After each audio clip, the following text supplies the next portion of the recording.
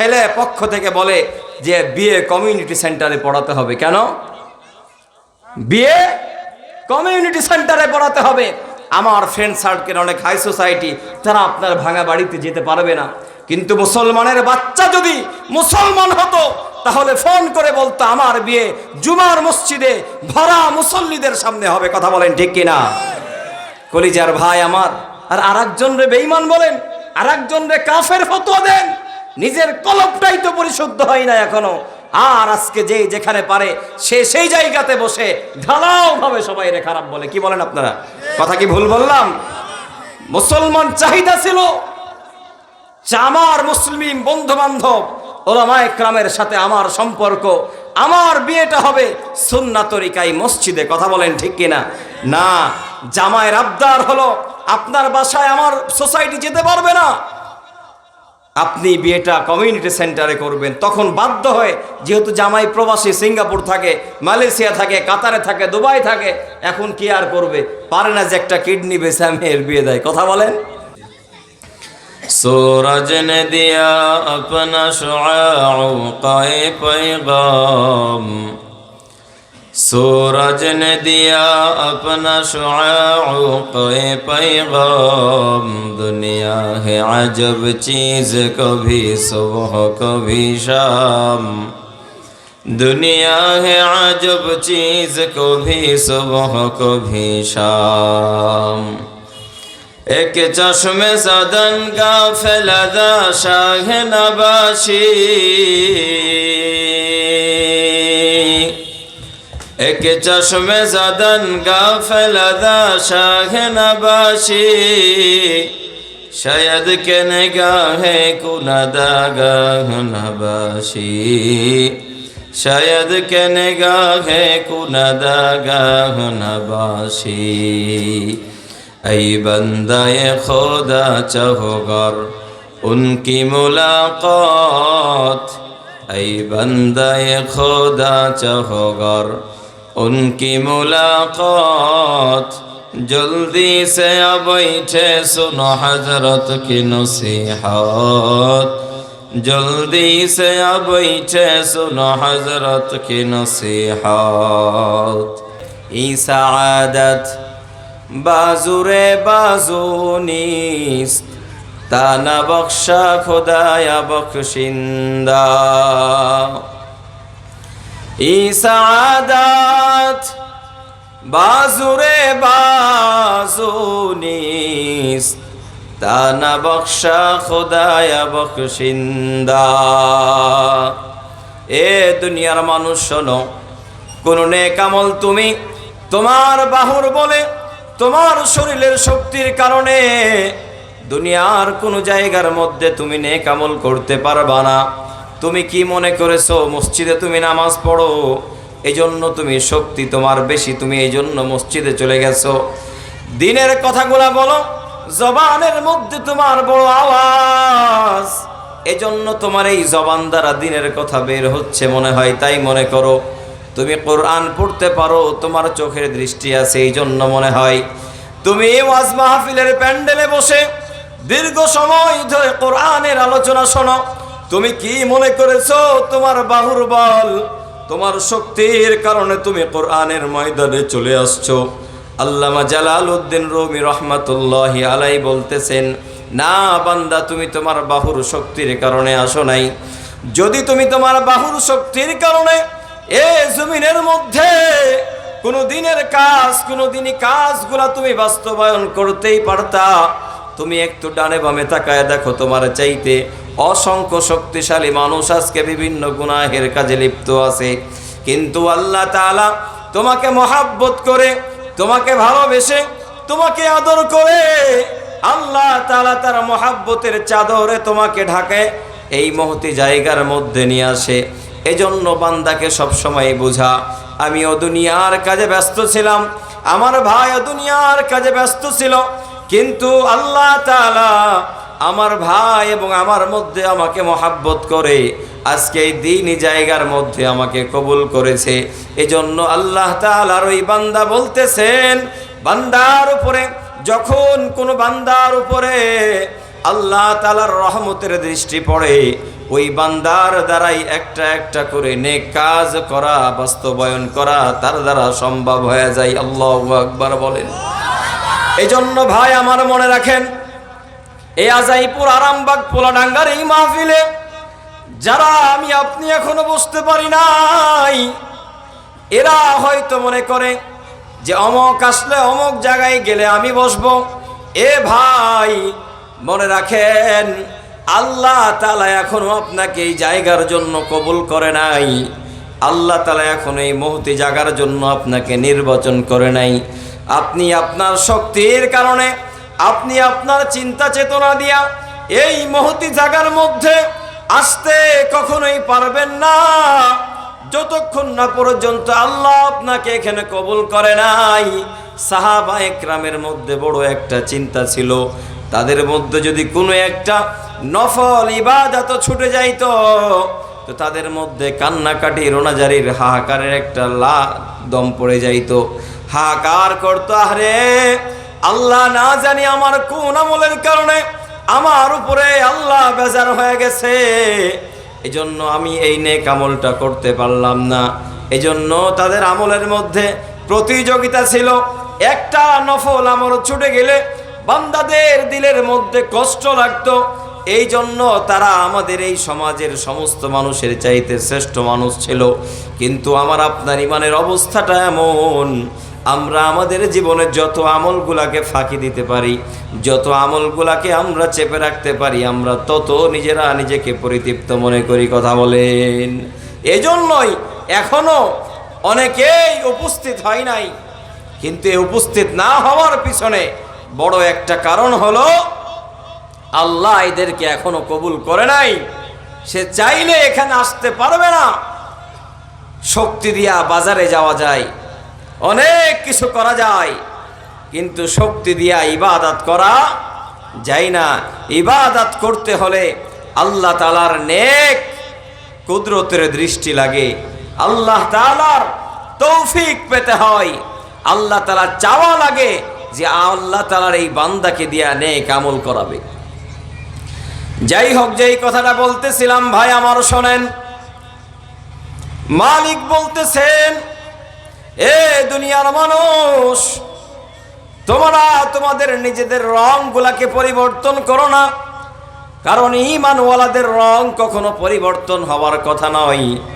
সত্যিকারেই যারা নিজেদেরকে মুসলমান দাবি করবে, সত্যিকার অর্থে যারা নিজেদেরকে ঈমানওয়ালা দাবি করবে, এদের জন্য রং পরিবর্তন করার বৈধতা আল্লাহ দেয় নাই।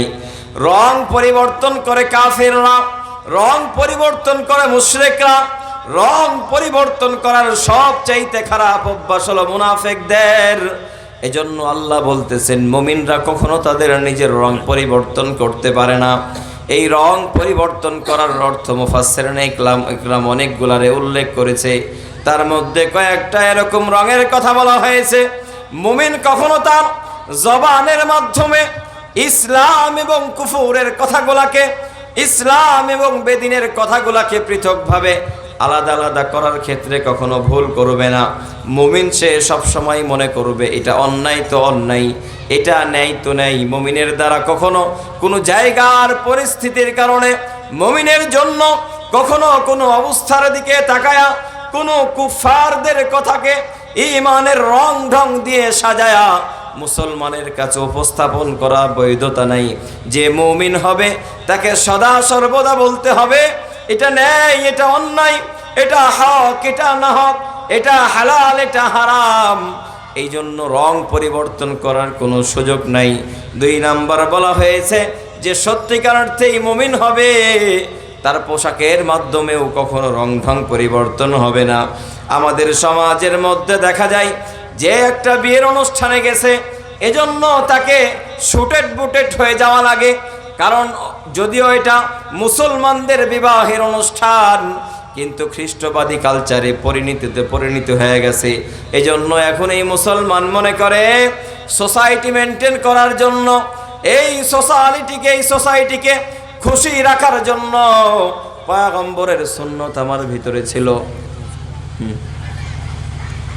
এজন্য তারা এই কথা সব সময় চিন্তা করে যে আমাদের অমুক জায়গার মধ্যে গেলে তো মুসলমানদের সোসাইটির ভিতরে শুট পড়া বুট পড়া এই মানুষগুলা আসে, আমি যদি একটু পাঞ্জাবি টুপি পরে যাই তাহলে আমার সাথে তাদের যায় না, এটা মনে করে কি করে না? কথাগুলা দিলের কান দিয়া বুঝেন ভাই। এজন্য মুসলমান কখনো পোশাক পরিচ্ছেদের মাধ্যমে তার নিজের আল্লাহ প্রদত্ত ধর্মের জায়গা থেকে নিজেকে পরিবর্তন করতে পারে না, বরং মুসলমান নিজেকে গর্ববোধ করবে। আজকে অসংখ্য মানুষ দুনিয়ার সাথে লিপ্ত হয়ে তাদেরকে মিশায় দিছে, কিন্তু আমি আল্লাহর এমন একজন গোলাম, আমি রসুলের এমন একজন উম্মত, আমার গালের মধ্যে যে দাড়ি আছে, এই দাড়ি নিয়ে আজকে আমি হাজার মানুষের সামনে দাঁড়াবো, তারাও যেন বুঝে রসুলকে মহাব্বত করতে হলে এ দুনিয়ার পার্থিব সব মায়াগুলারে ত্যাগ করা লাগে। আবু যর গিফারি রাদিয়াল্লাহু তাআলা আনহুর একটি হাদিস হলো এমন, ওই আবু যর গিফারিকে রাজ দরবারে দাওয়াত করা হয়েছে, রাজ দরবারে দাওয়াত করা হয়েছে, রাজ দরবারে দাওয়াত করা হয়েছে।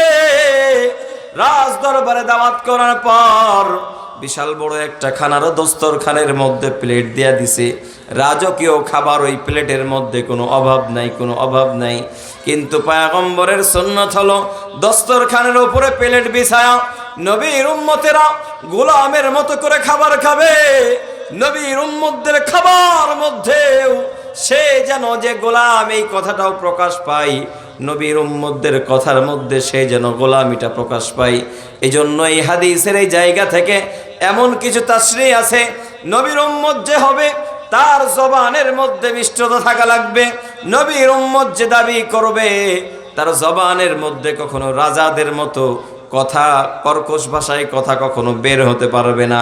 কারণ যিনি হবে নবীর উম্মত, তার ঠোঁটের মধ্যে এমন একটা আখলাক থাকবে, তার চেহারার মধ্যে হাস্য উজ্জ্বল একটা চেহারা থাকবে, যে কোনো মানুষ ভালোবাসার কাছ থেকে তার কাছে এসে এসে তার জায়গা থেকে কথা বলার জন্য কোনো ধরনের ভয় পাবে না। কথা কি বুঝতেছেন? প্রিয় ভাই আমার শোনেন, এজন্য আল্লাহর পয়গম্বরের প্রিয় সাহাবী আবু যর গিফারি রাদিয়াল্লাহু তাআলা আনহুকে রাজ দরবারে বিশাল বড় খাবারের দস্তরখানে খাবার দিয়া দিছে। খাবার খাচ্ছে তিনি, খাবার খাচ্ছে, খাবার খাচ্ছে, খাইতে খাইতে একটা খাবারের টুকরা নিচের মধ্যে পড়ে গেছে। সব হাই সোসাইটির মানুষগুলা এদিক সেদিক তাকাতাকি করে। আবু যর গিফারি এমনভাবে খাবার খাচ্ছে যেন দুনিয়ার কোনো মানুষ তাকে দেখে না, কেউ তাকে দেখতেছে না। তার খাবারের ভিতরে এমন নমনীয়তা, এমন ভদ্রতা আর এমন আর্দ্রতা যে তিনি এটা মনে করতেছেন সে আল্লাহর সামনে বসে বসে খাবার খাচ্ছে। না জানি তার খাবারের মধ্যে এমন কোনো বেয়াদবি জহের হয়ে যায়, এমন কোনো আলামত জহের হয়ে যায় যে মালিক ওই খাবারের মধ্যে তার বেয়াদবি দেখে সে কি আল্লাহ তাআলা রাগ করে ফেলে। ওই জন্য খাবারটা যখন পড়ে গেছে, আবু যর গিফারি রাদিয়াল্লাহু তাআলা আনহু ডানে বামে না তাকাইয়া ওই খাবারটা পয়গম্বরের সুন্নাত আদায় করার স্বার্থে খাবারের টুকরা জবানের মধ্যে দিয়া দিছে। পাশের একজন ভাই বলে, আবু যর, রাজদরবারে আসার পরে তোমার এতই খাবারের অভাব, তুমি নিচের খাবার তুলে তুলে খাও। ওই আবু যর গিফারি আল্লাহর পয়গম্বরকে এত মহাব্বত করতেন, এত ভালোবাসতেন, সে রাগ হয়ে চেহারা লাল হয়ে গেছে। আল্লাহর পয়গম্বরের ওই সাহাবী বলতেছে, আতরুকু সুন্নাত লি হাবিব আলি হাবিবি লিহাযাল হুমাকা, এই সমস্ত আহম্মকদের জন্য, এই সমস্ত দুনিয়াদারদের জন্য আমি কি আমার পয়গম্বরের সুন্নতকে ছেড়ে দিব? অথচ কিয়ামতের কঠিন ময়দানে যেই হাবিব, যেই পয়গম্বর তারা আবু যরকে সুপারিশ করে জান্নাতে নিয়ে যাবে, আমি কি কিয়ামতের ওই কঠিন দিনের কথা ভুলে গেছি যে পয়গম্বরে আরবি মসজিদে নববীতে বসে বসে সাহাবা একরামকে নিয়ে কিয়ামতের ভয়াবহতা বর্ণনা করে আর বলে, রে ভাই শোনো, কিয়ামতের দিনটা এমন একটা কঠিন দিন আসবে, এমন একটা ভয়াবহ দিন আসবে যেই সন্তানের জন্য বাবা আজকে না খেয়ে না পড়ে এত পরিশ্রম করে, ওই সন্তান তার বাবাকে চিনবে না। যেই মেয়ের জন্য বাবা এত কষ্ট করে, ওই মেয়েও তার বাবার পরিচয় নেবে না। সাহাবীদের মধ্যে একজন দাঁড়ায়া বলে, ইয়া রাসূলুল্লাহ, আপনি কি আপনার কিয়ামত দিবস নিয়ে কেমন শঙ্কিত থাকেন? আল্লাহর পয়গম্বর চোখ দিয়ে পানি ছেড়ে বলতেছেন, শোনো রে ভাই, কিয়ামতের কঠিন দিন, বান্দার হাতে যখন আমলনামা দিবে, বিচারের আগে আমলনামা দিবে, ওই আমলনামাটা যদি কোনোদিন ওই সময় কোনো বান্দার বাম হাতের মধ্যে দেওয়া হয়, কোনো বান্দার বাম হাতের মধ্যে আমলনামা দিলে ওই বান্দার জন্য জাহান্নাম ওয়াজিব হয়ে যাবে। জাহান্নামে তাকে যেতেই হবে, জাহান্নামে তাকে যেতেই হবে, জাহান্নামে তাকে যেতেই হবে। এই জন্য পয়গম্বর, যার জিন্দেগির মধ্যে মা তাকদ্দামা মিন যামবিহি ওয়া মা তাআখার, পয়গম্বরের এমন একটা দামি দেহ, এই দেহের মধ্যে কোনো ধরনের গুনাহ নাই। পয়গম্বরের আগেও কোনো গুনাহ নাই, তারপরেও কোনো গুনাহ নাই। তারপরেও আমার পয়গম্বর নামাজের মধ্যে দাঁড়ায়া দাঁড়ায়া, দুয়ার মধ্যে দাঁড়ায়া দাঁড়ায়া, জান্নাতুল বাকির মধ্যে দাঁড়ায়া দাঁড়ায়া, রিয়াজুল জান্নার মধ্যে দাঁড়ায়া দাঁড়ায়া আল্লাহর কাছে দোয়া করতেন, আল্লাহুম্মা হাসিবনি হিসাবান ইয়াসীরা। আয় আল্লাহ, কিয়ামতের কঠিন ময়দানে আমার আমলনামাটা সহজ করে দিয়েন আল্লাহ, আমার আমলনামাটা সহজ করে দিয়েন। আম্মা জান আয়েশা সিদ্দিকা রাদিয়াল্লাহু তাআলা আনহার থেকে বর্ণিত, তিনি বলেন, একদিন রাত্রে বেলায় পয়গম্বর তাকায়া দেখি আমার বিছানার পাশে নাই। আমি চিন্তা করলাম, পয়গম্বর মনে হয় কোনো বিবির ঘরে গেছে। মেয়ে মানুষদের ওয়াসওয়াসা একটু বেশি হয়। ঘর থেকে বের হয়ে পাশের বিবিদের ঘরের মধ্যে তালাশ করলো, পয়গম্বর নাই। পয়গম্বর হয়তো নামাজে দাঁড়ায় গেছে। বলতেছে, না, পয়গম্বর নামাজের মধ্যেও নাই। বাবে জিবরিল গেটের মধ্যে, যারা হুজ্জাজ ইকরাম আছেন, ওই বাবে জিবরিল গেটের দিয়া উকি মাইরা দেখতেছে, গেটের পাশের জানালার মধ্য দিয়া পয়গম্বর মাকবারার পাশে দাঁড়ায়া দাঁড়ায়া হাউ মাউ করে কাঁদছে। আম্মা জান আয়েশা বলতেছে, আমি মনে করলাম হয়তো এই রাত্রে বেলায় নবীর মায়ের কথা মনে পড়েছে, এই জন্য নবীর মায়ের জন্য পয়গম্বর কাঁদে। কিন্তু না, যাওয়ার পরে দেখলাম বোঝা যায় না, গুনগুন গুনগুন করে হেঁকচি তুলে তুলে কাঁদে। কান্না পয়গম্বর চেপে রাখতে পারে না। তিনি মনে করেছেন পয়গম্বরের হয়তো বাবার কথা মনে পড়েছে, এই জন্য পয়গম্বর কাঁদে। আরেকটু কাছে যাওয়ার পরে কান লাগায় দেখতেছে পয়গম্বর কুন কুন কুন কুন করে আল্লাহকে বলতেছে, আল্লাহ, কিয়ামতের কঠিন ময়দানে আপনি আমার হিসাব, আপনি আমার আমলনামাটা সহজ করে দিয়েন। আল্লাহু আকবার। যেই পয়গম্বরের জিন্দেগিতে কোনো গুনাহ নাই, হাউজে কাউসার যেই পয়গম্বর পান করাবে, যার সুপারিশ ছাড়া এ আখেরি জামানার কোন উম্মত একটা কদম সামনে যাইতে পারবে না, যেই পয়গম্বরের নূরের চেহারার দিকে তাকানো ব্যতীত আমার আপনার কেউ কোনোদিন একটা কদম উঠাইতে পারবো না, ওই মানুষটাও আল্লাহ তাআলার কাছে দোয়া করে, আল্লাহ, আপনি আমার আমলনামাটা সেদিন সহজ করে দিয়েন। পয়গম্বরের পিছন থেকে জড়ায়া ধইরা বলতেছে, ইয়া রাসূলুল্লাহ, আপনি কি আপনার মায়ের জন্য কাঁদেন? আল্লাহর পয়গম্বর আম্মা জান আয়েশা সিদ্দিকা রাদিয়াল্লাহু তাআলা আনহাকে জড়ায়া ধইরা বলতেছে, আয়েশা রে, আমার মা মারা গেছে, আমার বাবা মারা গেছে, আমার জন্মের আগে আমি এতিম। দুনিয়াতে সবাই বাবার স্বাদ পাইছে, আমি মুহাম্মদ স্বাদ পাই নাই। বাবার কোলে ওঠার মজা সবাই তোমরা বলতে পারবা, কিন্তু আমাকে যদি জিজ্ঞাসা করা হয়, আমি মুহাম্মদের জবান দিয়া বাবার কোলে ওঠার মজা কখনোই বলতে পারবো না।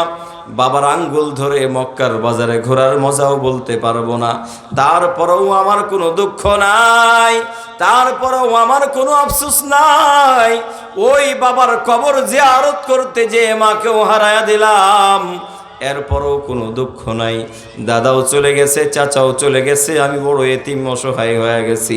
কিন্তু আয়েশা জানো, যেদিন মেরাজ থেকে আসলাম, আল্লাহ আমার উপরে যেদিন প্রথম ওহী নাজিল করলেন, ওয়াংযির আশিরাতাকাল আকরাবিন, আল্লাহর পক্ষ থেকে যেদিন মালিক আমাকে বললেন, ও পয়গম্বর আপনি আপনার ঘরের মানুষকে দাওয়াত দেন, সেদিন আমি প্রথম একজন নারীকে দাওয়াত দিয়েছিলাম। ওই নারীটা সাধারণ কোনো নারী নয়, ও হলো জামানার এমন একজন দামি নারী, আম্মাজান খাদিজাতুল কুবরা রাদিয়াল্লাহু তাআলা আনহা। এ পর্দার অন্তরালের মা, একটু মনোযোগ দিয়া শোনেন। আজকে আপনার ঘরে 10 ভরি স্বর্ণ থাকলে এলাকার মানুষদের ঘুম হারাম হয়ে যায়। আপনার স্বামী একটু ভালো পদ পজিশনে থাকলে আপনার অবস্থার পরিবর্তন হয়ে যায়। কিন্তু খাদিজা রাদিয়াল্লাহু তাআলা আনহা, তার জামানার মধ্যে যে স্বামীটা ছিল, এটা সাধারণ কোনো মানুষ নাই, তিনি সাইয়্যিদুল কাউনাইন ছিল। কথা বলেন ঠিক কিনা? কিন্তু খাদিজার জবান থেকে কখনো তার বান্ধবী অন্য নারীদেরকে কখনো নিচু চোখে দেখতো না। খাদিজাতুল কুবরা রাদিয়াল্লাহু তাআলা আনহা, তার জবানের মধ্যে কখনো তিক্ত কথা ছিল না। আম্মাজান খাদিজার ঠোঁটের মধ্যে কখনো কোনো রাগের ছাপ উঠতো না। এ পরদানিসীন মা আমার শোনেন, খাদিজা কেমন না দামি নারী ছিল, আম্মাজান খাদিজা কেমন শ্রেষ্ঠ নারী ছিল। স্বামী পার করার পর আরবের মধ্যে ব্যবসা পরিচালনা করতেন। টাকার অভাব নাই, সম্মানের অভাব নাই, বাণিজ্যের অভাব নাই। এরপরও তিনি পয়গম্বরকে স্বামী হিসেবে গ্রহণ করেছেন। ওই আম্মাজান খাদিজাতুল কুবরা রাদিয়াল্লাহু তাআলা আনহা, এখনো যারা আপনারা হজে যাওয়ার পরে গারে হেরার মধ্যে উঠছেন, উঠতে উঠতে কোমর লেগে যায়।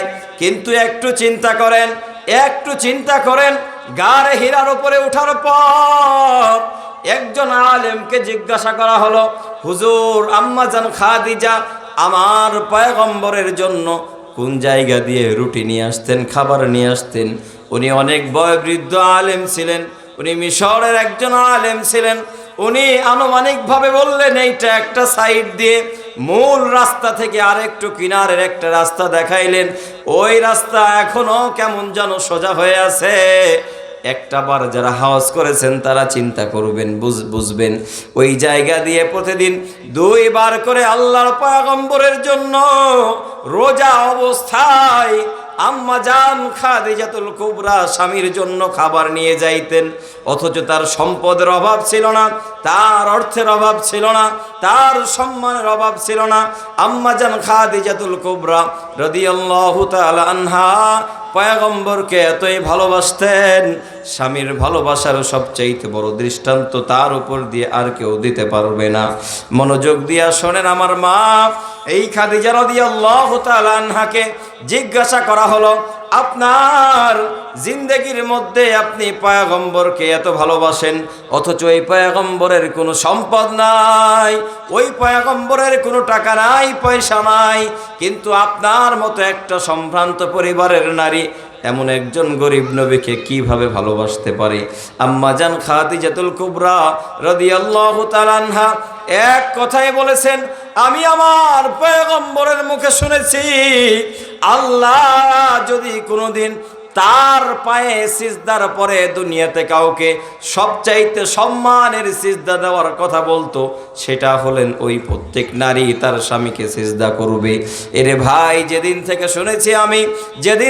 শুনেছি আমি একজন স্বামী তার নারীর কাছে এত এত এত দাম, সেই দিন থেকে খাদিজার অন্তরের মধ্যে পয়গম্বরের মহাব্বত আরো বেশি বেড়ে গেছে।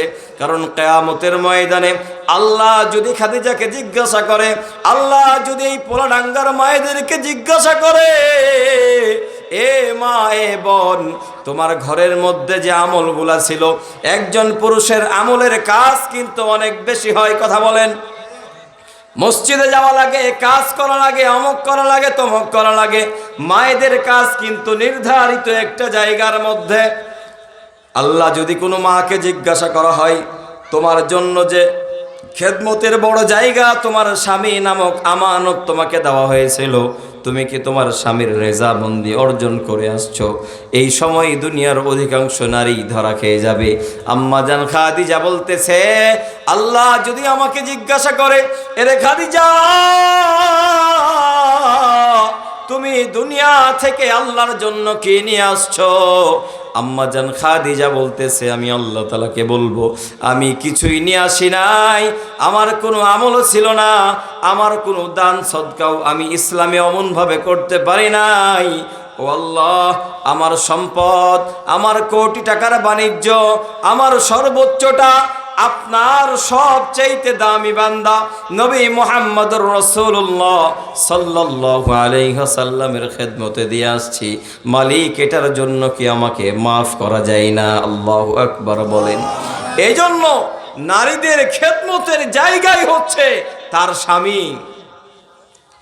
আল্লাহ রাসূল বলতেছেন, কোন স্ত্রী এমন অবস্থায় মৃত্যুবরণ করলো যে অবস্থাতে স্বামী মনের অকপটে বলছে, আমি আমার স্ত্রীর ওপরে খুশি আছি, আমি আমার স্ত্রীর ওপরে খুশি আছি, ফাওয়াজাবাত লাহা, ওই নারীর জন্য জান্নাত কি হয়ে যাবে? ওয়াজিব হয়ে যাবে। বুকে হাত দিয়া বলুন তো মা আমার, বিয়ের সময় রাত থেকে আজকের এই সময় পর্যন্ত, এমনকি যখন মাহফিলে আসলেন যে টুপিটা কয়ে গেও ঢেলে নিতে পারো না, এরকম কথা কয়েও তো কয়ে যে মাহফিলে যাচ্ছি টুপিটা দাও, ঢেলে নিতে পারো না, কোনটা আছে একটু ওদিকে দেখলেই তো হয়, খালি কি সব কাম আমারই, টুপিটাও হাঁকে ঢেলে দিতে হবে? এই কথাটুকু নারীরা বলে কি বলে না? কথা বলেন, বলে কি বলে না? তো মায়েদেরকে বলবো, বিবাহের রাত্র থেকে আজকের এই দিন পর্যন্ত বুকে হাত দিয়া বলেন, আপনি আপনার স্ত্রীর, আপনি আপনার স্বামীর কতটুকু খেদমত করেছেন, কতটুকু খেদমত করেছেন।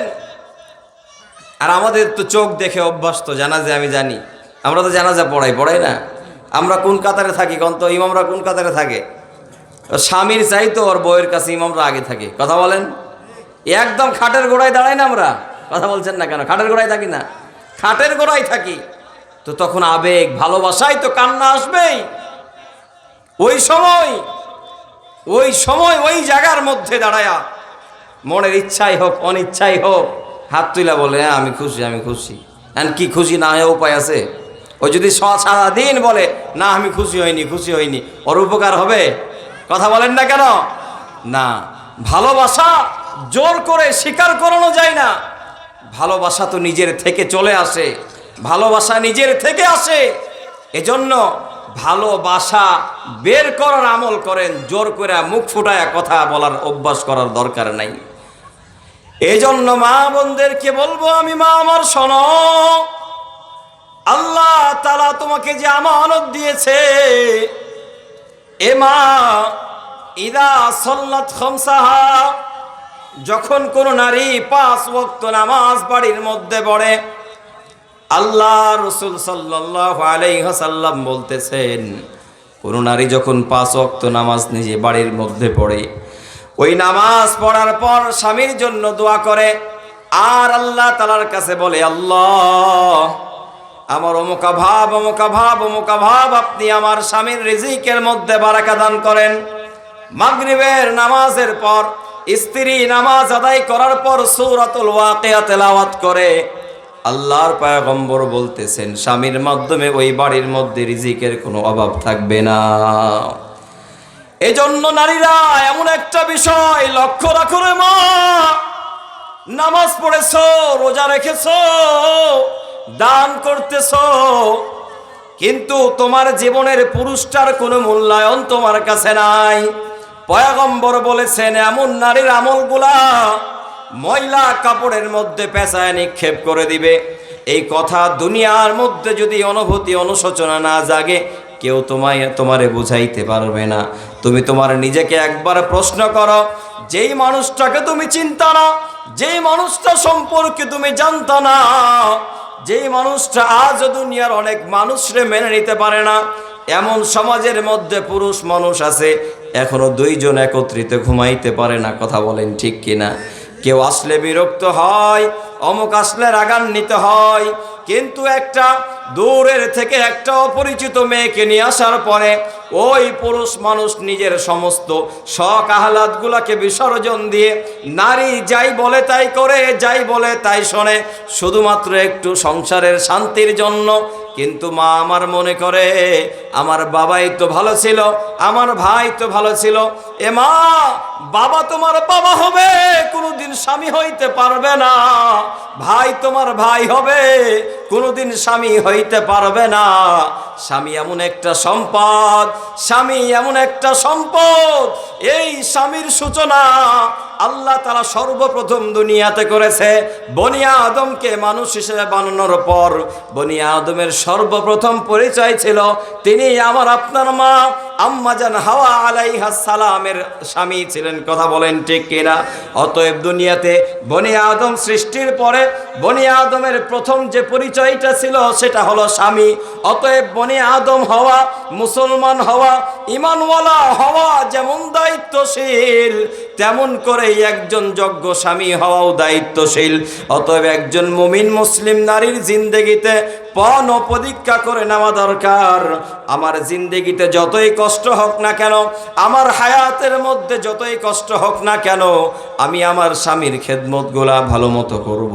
আমার খেদমতের কারণে, আমার ব্যবহারের কারণে আমার স্বামী যেন কখনো আমার প্রতি নারাজ না হয়। আমরা বুঝাইতে পারবো তো ইনশাআল্লাহ? শুধু এতটুকু নয়, দেখেন আজকে আমরা যারা এখানে বিবাহিত আছি, বিবাহিত হওয়ার পরে বিবাহিত জীবনে আমরা কষ্টে আছি, অনেকে আছি কি নাই? কথা বলছেন না কেন? আছে, অনেকেই আছে। দুনিয়া সুখের জায়গা না, কিছুটা কষ্ট থাকবে। তবে আমি আপনাকে একটা সাজেশন করতে চাই। আপনি আজকে কোনো একটা বাবার মেয়েকে নিয়ে এসে অশান্তিতে আছেন, এটাই সত্য কথা। কথায় কথায় গালি দেন, শান্তি পাইনি। তোর বাপ যদি তোকে একটু আদব কায়দা শিখে তাও একটু ভালো থাকতি, বলে কি বলে না? এটা পরিবর্তনের প্রথম সুযোগ আপনার হাতেই। আপনি আপনার মেয়েটাকে পরিবর্তন করেন, আর মনে মনে বলেন যে অশান্তিতে দুনিয়া পার করলাম, আর কোনো মুসলমান যুবকের কলিজা যেন পুরো আন্ধার না হয়, এই ব্যবস্থার কাজে লাগছে। কথা বলেন ঠিক কিনা? এজন্য আপনি আপনার জায়গা থেকে আল্লাহকে বলেন, আল্লাহ আমার মেয়ে বেশি দাও, মেয়ে কি বেশি দাও। আর ওই মেয়েদেরকে আপনি দিন শেখান, মেয়েদেরকে ইসলাম শেখান, মেয়েদেরকে দিনের জ্ঞান দান করেন। আপনি 5টা মেয়েকে 5টা ডায়মন্ড মতো দেন, অন্ততপক্ষে সে আস্তে আস্তে এইভাবে পরিবর্তন হতে হতে হতে একটা জায়গাতে পরিবর্তন ঘটবে। ঘটবে কি ঘটবে না? এই যে নারীগুলাকে নিয়ে আমরা অশান্তিতে আছি, যেই বান্দা অশান্তিতে আছে বা থাকবে, এই বান্দাও নিজে তার মেয়েটার ভবিষ্যৎকে নষ্ট করে। একটা মেয়েকে দিন শেখার দায়িত্ব হলো তার বাবার, একটা মেয়েকে দিন শেখার দায়িত্ব হলো তার মায়ের। অথচ স্বামীর ঘরে যাওয়ার পর স্বামী অশান্তিতে থাকে আর বলে বাবা এই করে নাই, সেই করে নাই। আসলেও স্বামীর দায়িত্ব না, স্বামীর কাছে প্রস্তুত করে মেয়ে তুলে দেওয়ার দায়িত্ব হলো তার বাবার। কিন্তু এই ভুলটা আমরা বাবা হওয়ার পরেও ভুল করি। কথা বলেন ঠিক কিনা? নিজে অশান্তিতে আছে, কষ্টে আছে, অনুভব করে, তারপরেও তার চেতনার পরিবর্তন নাই, হয় না যে আমি আমার মেয়েটাকে পরিশুদ্ধ শিক্ষা দিই, ইসলামের শিক্ষা দান করি। তো সে নিজে যেমন একটা রকেট কামান নিয়ে আসে, অন্য জায়গায় তার একটা মিসাইল দিয়ে দেয়। কথা বলেন ঠিক কিনা? কথা বলেন। ও নিজেও জ্বলে, ও চিন্তা করে একা জন্মকে এলাকা পুরোটাই জ্বলুক। কথা বলেন ভাই আমার, এই প্রতিশোধের চিন্তা নিয়ে যদি সবাই আগাইতে থাকেন, সমাজে কখনোই আল্লামা কুতুবউদ্দিন কাকি জন্ম নিবে না। কথা বলেন। দেলোয়ার হোসেন সাইদি জন্ম নিবে না, আহমদ শফি জন্ম নিবে না, কুতুবউদ্দিন কাকি জন্ম নিবে না, হুসাইন আহমেদ মাদানী জন্ম নিবে না। হুসাইন আহমদ মাদানীর জন্ম নেওয়ার আগে তার মায়ের মতো যোগ্য মা এই সমাজ উপহার দিতে হবে। কথা বলেন ঠিক কিনা? আজকে আলোচনা ওই দিকেই যাচ্ছে, একটু শুনবেন তো ইনশাআল্লাহ।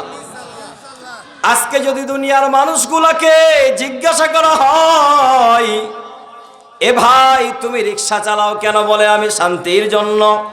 এ ভাই তুমি রাজমিস্ত্রির কাজ করো কেন? বলে শান্তির জন্য। এ ভাই তুমি অমুক করো কেন? বলে শান্তির জন্য। দুনিয়ার যত মানুষ যা কিছু করে সব শান্তির জন্য, কিন্তু আল্লাহ তাআলা বলতেছেন চক্ষু শীতলতা শান্তির কারণগুলা আমি আল্লাহ তাআলা তোমার ঘরের মধ্যে দিয়া দিলাম। তুমি যখন বাড়ির মধ্যে যাবা, ওই বাড়ির মধ্যে যাওয়ার পরে যেই দিনদার নারী তোমার স্ত্রীর পরিচয় আছে, ওই দিনদার নারী যদি তোমার জিন্দেগির মধ্যে সুন্দরভাবে আমল করতে পারে, ওই শান্তিটাই হলো তোমার জীবনের শ্রেষ্ঠ শান্তি। কারণ যেই বান্দা অটো চালায়, এ কখনো গাড়ি চালায়া শান্তি পায় না। গাড়ি চালায়া কষ্ট করে অর্থ নিয়ে আসার পর স্বামীর ওই অর্থের উপরে স্ত্রী যখন খুশি হয়, সন্তান যখন খুশি হয়, কন্যা যখন খুশি হয়, ওই সময় তার অটো চালানোর কষ্ট দূর হয়। কথা বলেন ঠিক কিনা? রাজমিস্ত্রি কাজের মধ্যে কোনো কষ্ট, কোনো সুখ নাই, শুধুমাত্র কষ্ট ছাড়া। কিন্তু তারপরেও তারা এই কষ্ট সুখের মাধ্যমে বদল করে নাই। ওই বান্দা রাজমিস্ত্রির কাজ করার পরে যখন বাড়ি আসে, ওই বাড়ি আসার পরে স্ত্রী তাকে আদর করে, একটু শরবত বানায়া দেয়, একটু তার শরীরের খবর নেয়, একটু তাকে খাবার দাবার যত্ন করে খাওয়ায়, তো রাজমিস্ত্রিওয়ালার কষ্টটাও দূর হয়ে যায়। বান্দা চতুর্দিকে যায় আর রাজমিস্ত্রি করুক আর কাঠমিস্ত্রি করুক আর কষ্ট করুক, শুধু কষ্ট করে, কিন্তু আসার পর পরিবারের ব্যবহারে বান্দা শান্তি পায়। কথা বলেন ঠিক কিনা? তাহলে সব কিছুর আগে পরিবারের শান্তিটাকে নিশ্চিত করতে হয়। পারবো তো ইনশাআল্লাহ? কিভাবে পারবেন এটাই বলতেছি। আল্লাহ তাআলা বলতেছেন সিবগাতাল্লাহ ওয়া মান আহসানু মিনাল্লাহি সিবগা ওয়া নাহনু লাহু আবিদুন। এ বান্দা, তুমি তোমার পরিবারের মধ্যে যদি শান্তি চাও, তাহলে তুমি তোমার জায়গা থেকে রং পরিবর্তন করা বন্ধ করে দাও। কি পরিবর্তন? রং পরিবর্তন করা বন্ধ করো। কিভাবে তুমি রং পরিবর্তন করবা? এই আয়াতের ব্যাপারে মুফাসসিরদের কয়েকটা বক্তব্যের 2 নাম্বার বলেছিলাম যে কোনো বান্দা তার নিজের চালচলনের নিজের রংকে পরিবর্তন করতে পারে না।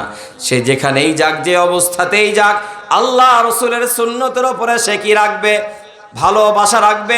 পয়গম্বরে আরবীর সাহাবী আবু যরের একটা হাদিস শোনাইলাম, ভুলে গেছেন নাকি? রাজ দরবারে খাবার খেতে বসছে, অন্যান্য রাজ দরবারের মানুষগুলা তারে তিরস্কার করে, কিরে মাটির মধ্যে বৈশা খায়, খাবার পরে গেলে আবার তুলে খায়। তার জবাব ছিল, এরে আহাম্মকের দল, আল্লাহর পয়গম্বর আমাকে কিয়ামতের দিন সুপারিশ করবে। আল্লাহর পয়গম্বর আমাকে কিয়ামতের দিন সুপারিশ করে এখান থেকে বাঁচায়া দিবে, আর ওই পয়গম্বরের সুন্নত আমি মানব না, এটা হইতে পারে না। আপনার আমার জিন্দেগিতেও এই হাদিস থেকে শিক্ষা নিতে হবে। পরিবারের মধ্যে যতক্ষণ থাকবো, আমি আপনি পরিপূর্ণভাবে সুন্নতকে আদায় করব। কি কথা বলেন? সুন্নত আদায় করব। বিবিকে যাওয়ার পরে বলবেন, বিবি চেয়ার টেবিলে খাওয়া বন্ধ করে দাও। এর মানে হারাম এটা বলি নাই, এটা নাকি? কথা বলছেন না কেন? চেয়ার টেবিলে খাওয়া বন্ধ করে দাও। বড় একটা প্লেট নিয়ে আসো, স্বামী স্ত্রী এক প্লেটের মধ্যে একটা খাবার দিয়া ছোট কন্যা সন্তান কিংবা ছেলে সন্তানকে একত্রিত কইরা জোহরের নামাজ পড়ার পর সুন্দর একটা দস্তরখানা বিছায়া বড় একটা প্লেটের মধ্যে খাবার শুরু করেন। স্ত্রী তো পাইছেন মাশাআল্লাহ, এজন্য সে প্রথমত রাজি হইতে চাইবে না, কিংবা স্ত্রী যদি রাজি হয় স্বামীর মধ্যেও অ্যালার্জি থাকে কি থাকে না? কারণ দেখেন আজকে আমাদের সমাজে নতুন ব্রিজ গেলে দেখা যায়, আমার উপরে একটা মাদ্রাসা আছে, তো এজন্য আমারে মাঝে মাঝেই যাওয়া লাগে। প্রতিদিন বিকাল বেলায় পোলাপান তাদের বউগুলারে যেমনে নিয়ে যায়। কথা বলে, এ ব্রিজে এখনো যে গজব পুরা ভাঙে নাই, এ তো সৌভাগ্য। আর ভাঙলেও তো আর একদিকে দোষ দিবেন যে দুর্নীতি হয়েছে। কথা বলেন, ও ঘর থেকে দুর্নীতি শুরু করলো, আর এই দুনিয়ার ট্রেন্ড হয়ে গেছে, মানুষ যা দেখে তাই বলে, সবগুলা পাগল, নিজের কৃতকর্মের কথা ভুলে গেছে। অথচ আল্লাহ বলছে, জহরুল ফাসাদ ফিল বাররি ওয়াল বাহরি বিমা কাসাবাত আইদিন নাস।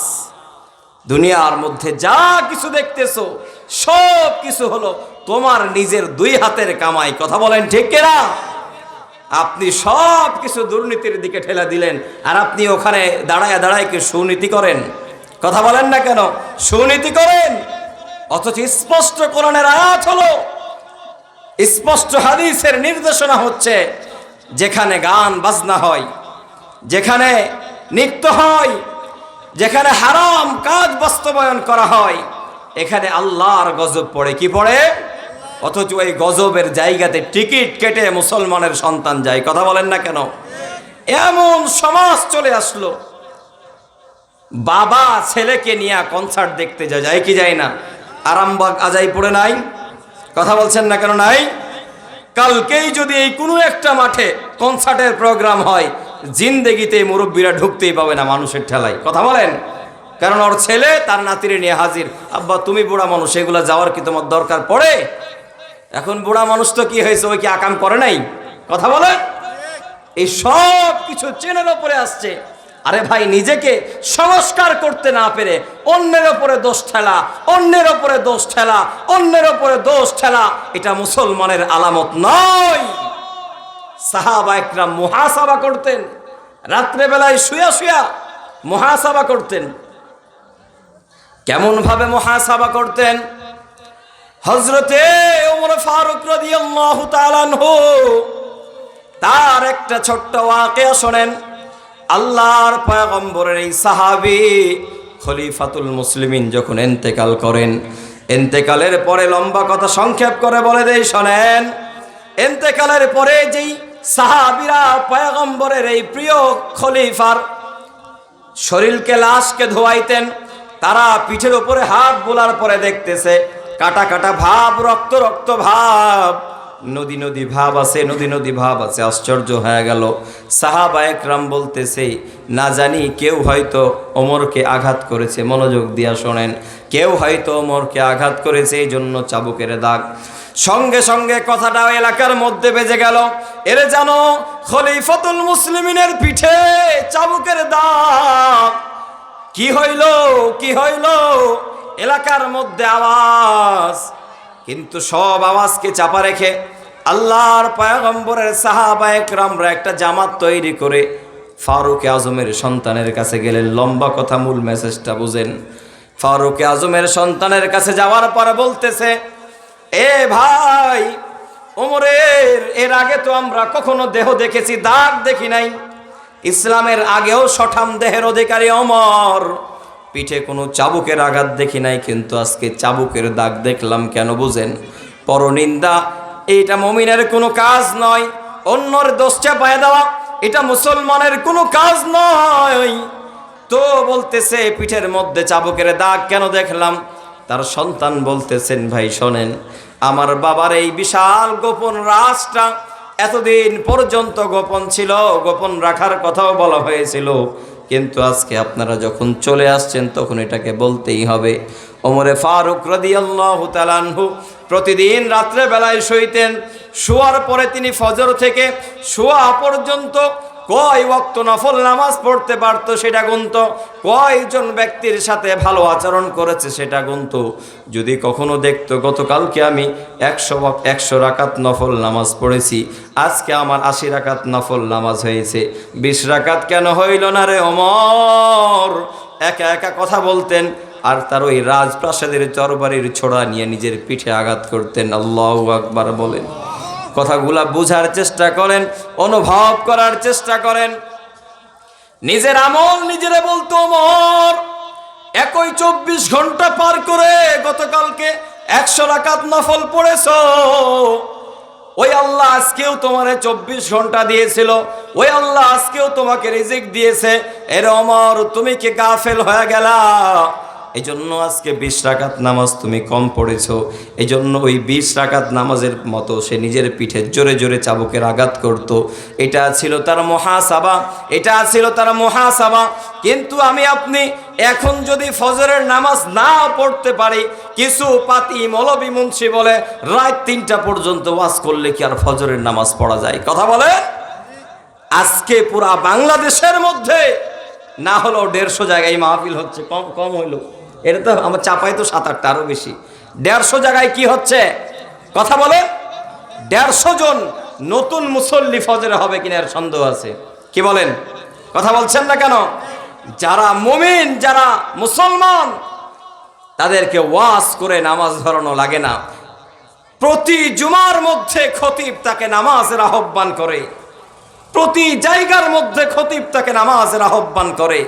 যে নামাজি তাকে এভাবে এত বোঝানো লাগে না, যার কলবের মধ্যে আল্লাহর ভয় আছে তাকে এত কথা বলা লাগে না। তো এটাই বলতেছিলাম, মুহাসাবা, নিজেকে নিয়ে নিজেকে চিন্তা করা, আমল করা, নিজেকে নিয়ে বোঝা যে আমার কি করার ছিল আর আমি কি করছি। অথচ আজকে দুনিয়ার কাজ হলো আমি নামাজ পড়তে না পারলেও অন্য একজনের দোষ দিই। কথা বলেন ঠিক কিনা? কথা বিশ্বাস হচ্ছে না? এত নিচে নেমে গেছে মানুষ। এখন নামাজ না পড়ার দোষটা ইদানিং হয়ে গেছে যে মেলায় রাত ধরে জালসা হয়েছে এই জন্য আমি নামাজ পড়তে পারিনি। এখন ওকে কহা দরকার কিনা, যাবে নামাজটা পড়ার লেগেই তো ওয়াজ করেছিল। কথা বলে হ্যাঁ, বুঝাইতে পারলাম না মনে হয়। নামাজ পড়ার লেগে ওয়াজ করেছে, আর ওই ওয়াজ শুনেই যদি নামাজ বাদ দিয়ে দিস তাহলে তো খবর খারাপ। তাহলে কনসার্টে গেলে তো আর কিয়ামত পর্যন্ত নামাজ পড়বে না। কথা বলেন না কেন? আমাদের অভ্যাস হয়ে গেছে নিজের দোষ তালাশ না, অন্যের দোষ তালাশ করা। যেটা বলছিলাম যে বেহায়াপনা, নির্লজ্জতা শুধুমাত্র নারীরা করেছে এমন না, নারীদেরকে জোর করে এই সমাজের অনেক নামধারী সোসাইটিপূর্ণ ছেলেরা একটা নারীকে, একটা বউকে, একটা মেয়েকে বেহায়া করছে। কথা বলেন ঠিক কিনা? গ্রামের একটা সহজ মেয়েকে বিয়ে করে নিয়ে আসছে সুন্দরী দেখে, তারপরে ওরে জোর করে হাফ পোশাক পরে গাড়িতে উঠা বের করে, শাশুড়িও কোন দাজ্জালের দাজ্জাল বলে, সোসাইটি আছে না, তুমি এটা পড়ছো কেন? আমার নিজের চোখে দেখা অনেক নারীকে জোর করে সোসাইটি মেনটেন করতে যে উলঙ্গ করা হয়। কথা বলেন ঠিক কিনা? বাবা মুন্সি ছিল, নামাজি ছিল, মাস্টার ছিল, হাজি ছিল, মেয়েটা ওই আদর্শে বড় হয়েছে, অভ্যস্ত না, কিন্তু স্বামীর চাপে, পরিবারের চাপে সোসাইটি মেনটেন করতে যে আজকে তাকে এই করতে হয়, সেই করতে হয়। অনেক এই বাংলাদেশে অনেক জায়গাতে দেখা যায় ছেলে পক্ষ থেকে বলে যে বিয়ে কমিউনিটি সেন্টারে পড়াতে হবে। কেন? বিয়ে কমিউনিটি সেন্টারে পড়াতে হবে। আমার ফ্রেন্ড সার্কেল অনেক হাই সোসাইটি, তারা আপনার ভাঙা বাড়িতে যেতে পারবে না। কিন্তু মুসলমানের বাচ্চা যদি মুসলমান হতো তাহলে ফোন করে বলতো আমার বিয়ে জুমার মসজিদে ভরা মুসল্লিদের সামনে হবে। কথা বলেন ঠিক কিনা? কলিজার ভাই আমার, আর আরেকজন রে বেঈমান বলেন, আরেকজন রে কাফের ফতোয়া দেন। নিজের কলবটাই তো পরিশুদ্ধ হয় না এখনো, আর আজকে যে যেখানে পারে সে সেই জায়গাতে বসে ঢালাও ভাবে সবাই রে খারাপ বলে। কি বলেন আপনারা? কথা কি ভুল বললাম?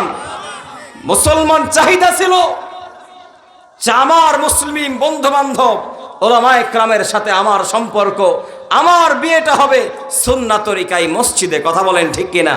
না, জামাইয়ের আবদার হলো আপনার বাসায় আমার সোসাইটি যেতে পারবে না, আপনি বিয়েটা কমিউনিটি সেন্টারে করবেন। তখন বাধ্য হয়ে, যেহেতু জামাই প্রবাসী, সিঙ্গাপুর থাকে, মালয়েশিয়া থাকে, কাতারে থাকে, দুবাই থাকে, এখন কি আর করবে, পারে না যে একটা কিডনি বেচে মেয়ের বিয়ে দেয়। কথা বলেন, কথা বলছেন না কেন? ঠিক কিনা?